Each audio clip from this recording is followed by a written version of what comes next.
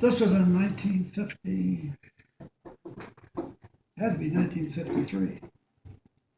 Anyway, we're floating around in the Pacific or in the Pacific over there in the China Sea and that, and we get word. I was on this amphibious command ship, the USS El Dorado, GC-11, and we get word. I'm in a radar. I'm a second class petty officer, so I'm in charge of a certain group of men there. There's about 30 men in our division, and you had 8-hour shifts, so you had 3 shifts, and I was in charge of one shift. And you would be on 4 hours and off 4 hours and on 4 hours, and then another shift. Anyway, we get word that we're going to be going to the Philippines. Well, I've got a brother. My brother George is in the Philippines in the Army. Maybe I'll be able to see him.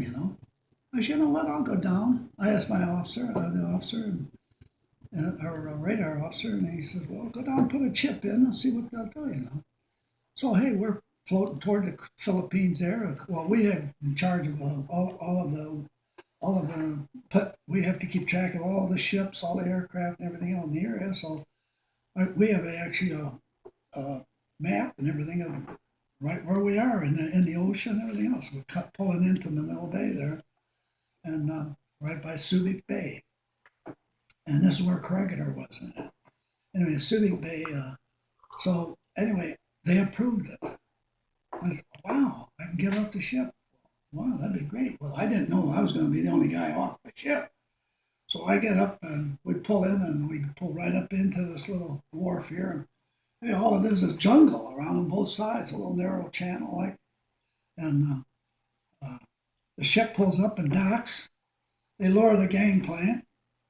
I go over and I salute the flag and salute the officer of the deck down the gangway with my little ditty bag, and everybody's on the rail or, where you going, Ike? Hey, I gotta leave. Ain't you? What? Nobody else going or what? No. So you didn't really know. So anyway, I'm the only guy. Just gotta leave. Mm-hmm. So here I am out in the middle of the jungle, and out on a warfare, and here I see this officer over there, Marine officer, and I said, sir, I've got to go to the Clark Air Force Base. My brother's up there. He says, oh, you can catch a bus and go over there. He says, but they call them the Hucks. We're killing a lot of the sailors and Marines that were going on in between these cities. They were actually resistant to the Philippine Army. And so he said, but we got a mail plane right over here. And it's like a little seaplane. It's got an engine on each wing. And he said, it makes a trip to Clark Air Force Base and over to Manila and then back to Subic Bay twice a day. He says, you can go over there and maybe they'll give you can hitch a ride on there. So I go over there and old lieutenant, very relaxing Navy lieutenant, he says, sure, son. He says, come along. So he says, you have to climb on top of the mail. I said, I don't care. Just if I can get a free ride over there. He says, only about 25-minute ride. Okay, so I climb on the mail bag. I didn't know there was a seat right there. But it was covered up with, they had a whole load of mail for the Army Air Force Base and Manila. So I get in there and we go in, we land at the airfield, hey, everything's fine. Man, I get off.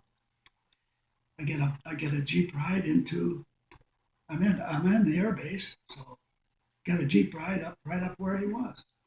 Where's Sergeant Eickholdt? Oh, here. So they dumped me off in this nice Quonset. Well, I was in 4 years before or 5 years before in the Seabees, and we had a Quonset hut that had 30 men in it. That was our quarters.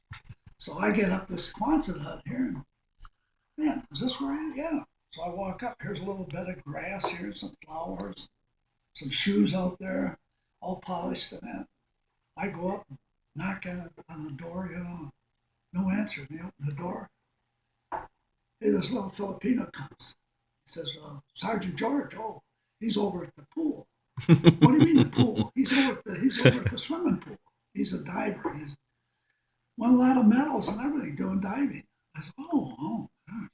So here what they did actually, I didn't know, but they put a wall between this Quonset hut. So there was another sergeant on the other end, and he had his own little Filipino boy that took care of him, polished his shoes and stuff. Say, here I was from a Navy ship, and I've been on the thing for this is my third year aboard the same ship, and I had one rack with three guys on, two guys above me. I got the lower rack because I was a petty officer. And the arms reach across three more of them on top of each other. You didn't want to toot too hard, or the other guy said, "Hey." Anyway, here's George. He's out there swimming. Oh, great, and so I get my swimming trunks on. I swim a little bit with him and that, and I said, "Hey, we can go catch this plane back to Manila now." He said, "Oh, no." He says, "You're going to get dinner and everything else tonight here.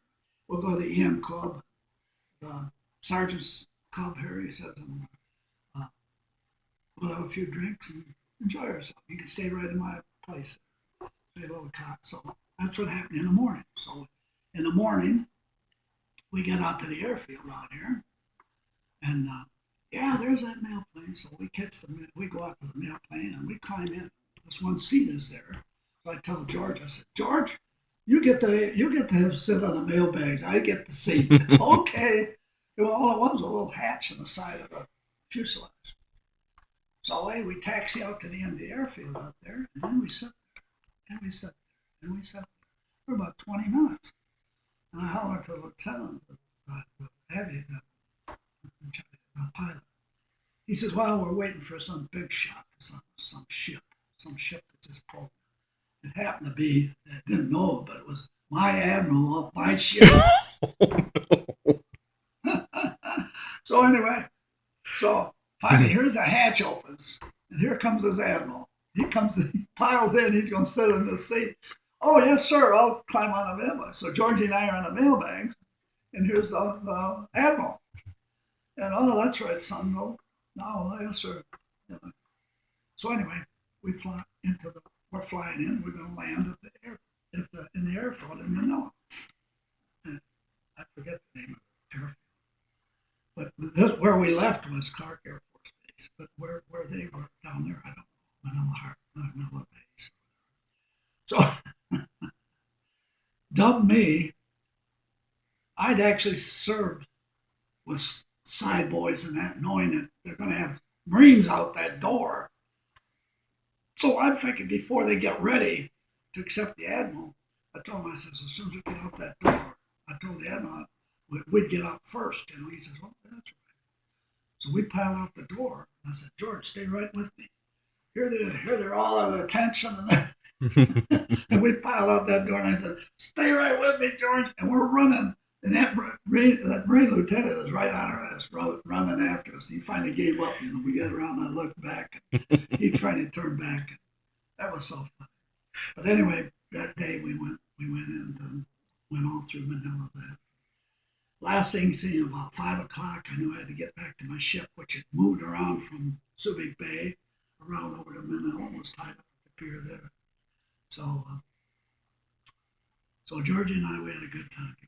And I last saw Georgie, he had one of them fellas, he wasn't married either then. And he had one of those Filipino women, they're ugly girls. They are like Japanese girls. Japanese girls are beautiful little girls. These are big, fat, like Indian. I hate to say this, but they are got to be the ugliest women in the world or something. He has one on each side. He said, "Okay, we'll see you, Ike." Everybody was all of our brothers were called Ike in the service. And so I'm talking to Eickholdt right now, who's Emmanuel Eickholdt, George's son. And we're just kibitzing here. And here it is. I'm 88 years old, 70 years since I joined the Navy, and it's been 63 years since 61 years. 1954. So I served 9 years in 45 to 54. And that's all I'm going to say. Okay. And that's like, what was his name? And the guy that said, that's all I've got to say. Because he ate his chocolates. Hank. Who am I thinking of? All right, you want me to stop now? Yeah. God bless you, sir.